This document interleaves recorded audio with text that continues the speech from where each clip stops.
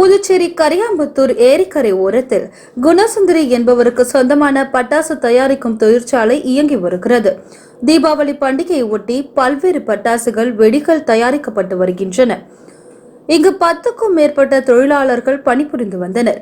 இந்நிலையில் இன்று பிற்பகல் திடீரென பட்டாசு தொழிற்சாலையில் தீ விபத்து ஏற்பட்டு தொழிற்சாலை வெடித்து சிதறியது. பயங்கர வெடி சத்தம் கேட்டு அப்பகுதியில் இருந்தவர்கள் உடனடியாக சம்பவ இடத்திற்கு விரைந்து வந்தனர். மேலும் தீயணைப்பு வீரர்களும் விரைந்து வந்து தீ விபத்தில் பாதிக்கப்பட்டவர்களை மீட்கும் பணியில் ஈடுபட்டனர். அப்போது பட்டாசு தயாரிக்கும் பணியில் ஈடுபட்டிருந்த ஞானம்பால், தீபா ஆகிய இருவரும் தீ விபத்தில் உடல் கருகி சம்பவ இடத்திலேயே பலியாக்கினர்.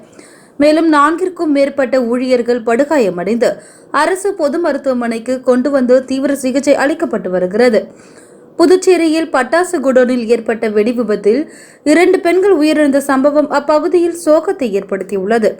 இதுகுறித்து போலீசார் வழக்கு பதிவு செய்து வெடி விபத்து ஏற்பட்டதற்கான காரணம் குறித்து விசாரணை நடத்தி வருகிறார்.